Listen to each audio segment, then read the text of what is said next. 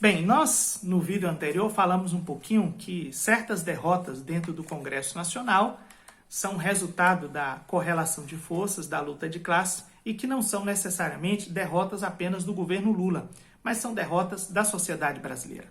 Pois bem, nós estamos conversando aqui com vocês no dia seguinte à votação da medida provisória acerca dos ministérios do governo Lula.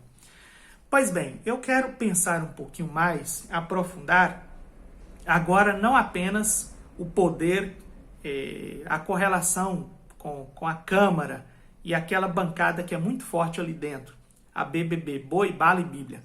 Mas eu quero pensar um pouquinho agora na figura específica do Arthur Lira, que é o presidente da Câmara. Indiscutivelmente, o Arthur Lira tem muito poder dentro da Câmara dos Deputados. Veja, ele tem poder sobre deputados dentro da Câmara. Ele realmente alcançou um nível de poder que nós não havíamos visto antes do governo anterior. Sim, isso começou com o governo anterior.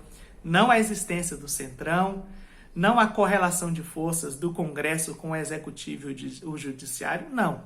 Mas ascender ao poder que nós temos agora, ao modo de fazer política, sim. Isso começou com o governo anterior. E um aspecto foi central para isso, que foi o orçamento secreto. Mas já nós falaremos sobre ele. Há mais ou menos 2 anos, 2021 e também 2022, o Arthur Lira passou a falar publicamente sobre a adoção de um novo sistema de governança no Brasil, o semipresidencialismo. Era mais ou menos estabelecido da seguinte maneira, da seguinte forma. O presidente da República continuaria sendo eleito diretamente pelo povo brasileiro, mas teria seus poderes minimizados. Ele seria, sobretudo, uma figura externa, para lidar, sobretudo, com a política externa, com outros chefes de Estado. Mas teríamos, internamente, dentro do Brasil, com uma força maior do que o presidente da República, eleito diretamente, a figura do primeiro-ministro, que seria eleito dentro da Câmara dos Deputados. Ora.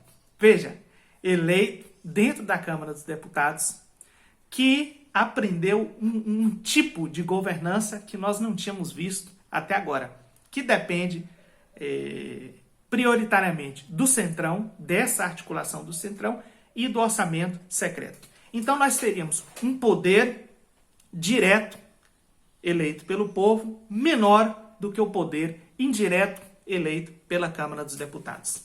E ele justificou a ocasião, a adoção do semipresidencialismo no Brasil, diante das crises políticas que nós tínhamos com o antigo governo. Mas ele não disse, à época, que ele era parte da crise, porque ele endossava, ele apoiava, ele dava anuência ao antigo governo. Ele fez parte do antigo governo. Não há uma pessoa que tenha visto o presidente da Câmara, Arthur Lira, como oposição ao governo do ex-presidente Jair Messias Bolsonaro. Então, veja, nós já havíamos dito, aqui um parênteses, viu? Que a Câmara dos Deputados seria uma oposição, em linhas gerais, ao governo Lula e um grande desafio à governança do presidente Lula. Fechando parênteses e voltando. Então, este é o primeiro aspecto, o próprio Lira já tinha dito sobre o semipresidencialismo. Mas há 2 formas de o semipresidencialismo ser implementado na sociedade brasileira. Uma delas é de direito. Você coloca uma emenda constitucional para votar, vota, articula, Câmara, Senado, Judiciário, etc. Partes interessadas, talvez, dentro do próprio Executivo, você faz passar lá o semipresidencialismo. Claro, aí você teria que fazer a consulta popular, mas mais do que a consulta popular, talvez abrir ali um referendo, alguma coisa assim. Mas bem, existe um aspecto, e é isso que eu quero chamar a atenção. Não estou delineando aqui o caminho exato, mas existe um aspecto de passar o semipresidencialismo que é de direito, né? Você seguir ali os trâmites legais, formais. Mas existe uma outra forma de você implementá-lo, que é informalmente. Veja, há um poder que é um poder de direito e há um poder que é o poder de fato. O poder de fato é o poder que de fato na realidade da vida, na efetivação, ele acontece. E esse poder, ele se deu essa virada, sobretudo com orçamento secreto, quando não havia transparência acerca das emendas parlamentares. E nós não questionamos a importância das emendas parlamentares, desde que elas sejam transparentes e fiscalizadas. Desde que se saiba de onde veio, qual ministério, qual rubrica, quem solicitou, qual deputado, qual deputada, para onde caminhou, qual estado, cidade, município, qual povoado, o que se fez com ela, quais são os resultados e etc. Então, se houver essa transparência, essa fiscalização, bem, as emendas parlamentares, inclusive, são constitucionais. Mas o que nós tínhamos ali era um poder que estava acima daquilo que nos diz a própria Constituição, quando fala da transparência, da impessoalidade e etc. Então, este poder do orçamento secreto, ele realmente foi o poder que desequilibrou a balança da República. Por quê?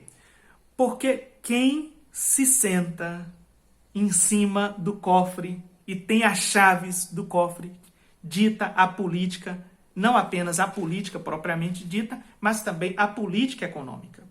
Por isso que nós devemos pensar nesse poder que o presidente da Câmara atingiu, alcançou, capaz de ditar a própria pauta política. E veja, ele deixa claro, isso foi importantíssimo na entrevista que ele deu ao chegar à Câmara dos Deputados ontem, que o governo só tem 130 votos dentro da Câmara dos Deputados.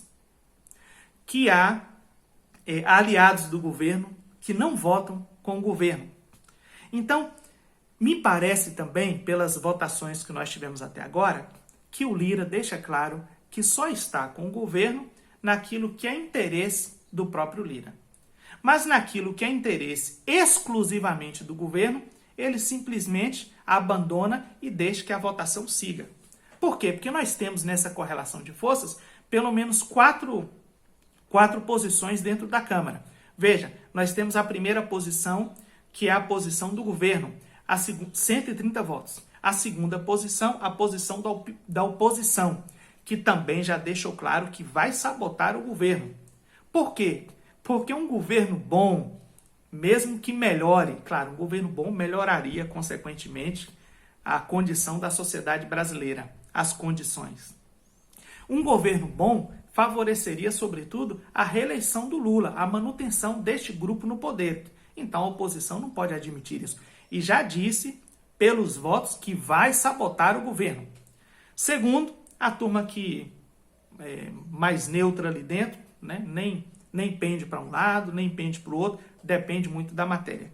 E, claro, a turma que é fechada com Arthur Lira. Então, esses são os quatro pontos ali de poder dentro da Câmara dos Deputados. Então, o Arthur Lira, ele tem poder porque ele tem uma parte do parlamento que vota com ele, que vai com ele e ele que dá a condução deste grupo político dentro da Câmara dos Deputados.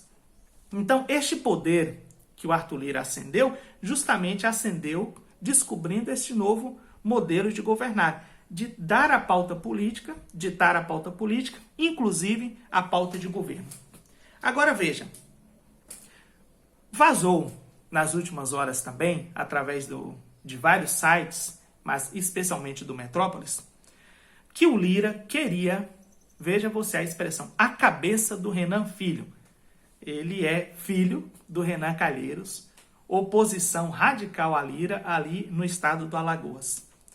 Queria, portanto, o Ministério dos Transportes, o Ministério da Saúde também.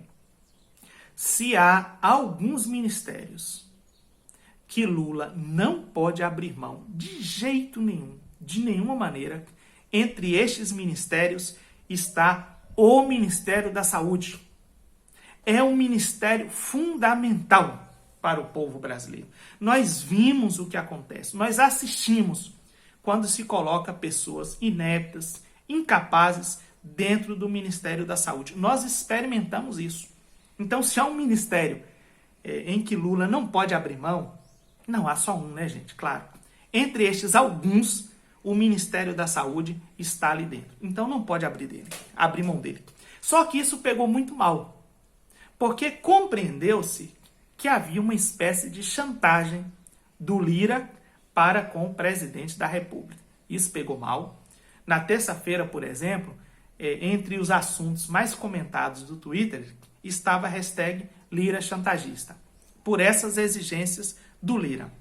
Mas surgiu uma notícia acrescentando um elemento também importante nisso daí, que Lira não queria apenas o Ministério dos Transportes, da Saúde, mas queria também alguém da sua confiança na articulação política do governo. Então veja, Lira já tem parte da Câmara dos Deputados. Ele é o presidente da Câmara e tem parte dos deputados ali dentro que votam sempre com ele. Ele queria ministérios dentro do governo e quer cuidar da própria articulação política do governo. Não diretamente, claro, mas indiretamente. É preciso se diga que o Lira negou tudo isso.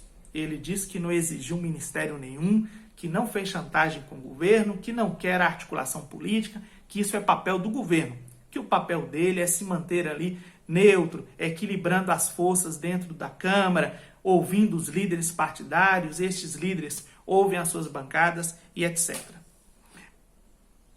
Mas aí há uma parte sensível para o governo Lula. É que há ministros dentro do governo Lula que não têm voto. Isso mesmo, que não tem voto. São ministros de partidos que não votam com o governo Lula. Ora, se todos os ministros que têm, melhor dizendo, se todos os partidos políticos que têm ministérios no governo votassem com o governo, o presidente Lula e o governo teria 90 votos a mais dentro do marco temporal. E nós não comentamos aqui ainda nem a medida sobre a Mata Atlântica. Espero que tenhamos a oportunidade de conversar sobre ela futuramente. Então veja, há ministros que não trazem votos para o governo. E há ministros que não dão voto dentro da Câmara dos Deputados. Então é possível também que o presidente Lula precise rever isso daí, realizando uma pequena reforma ministerial. Veja, para fazer aqui uma síntese.